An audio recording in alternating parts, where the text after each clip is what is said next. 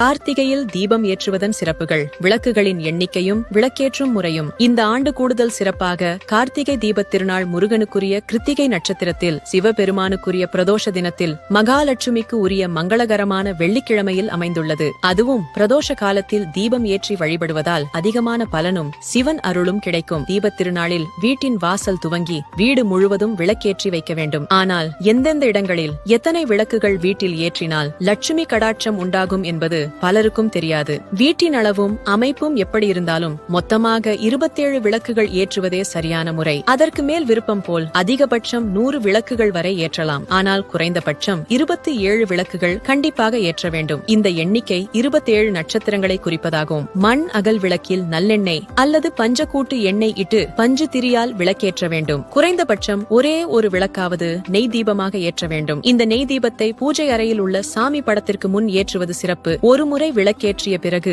அதை அடிக்கடி தூண்டிவிடவோ எண்ணெய் ஊற்றிக்கொண்டோ இருக்கக்கூடாது. அது தானாக குளிரும் வரை அப்படியே விட்டுவிட வேண்டும். அகல் விளக்காக இருந்தாலும் வெறும் தரையில் வைக்கக்கூடாது. வாழை, அரசு, செம்பருத்தி, வெற்றிலை என சுபிட்சத்தை தரும் ஏதாவது ஒரு இலை மீது வைத்துதான் ஏற்ற வேண்டும். முதலில் வாசலில் கோலத்தின் மீது வைத்த விளக்கு, பிறகு நிலை வாசலில் வைத்த விளக்கை ஏற்ற வேண்டும். அங்கிருந்து ஒரு அகல் விளக்கை எடுத்து வந்து வீட்டின் பூஜை அறையில் விளக்கேற்றிவிட்டு அதற்கு பிறகுதான் மற்ற இடங்களில் விளக்கேற்ற வேண்டும்.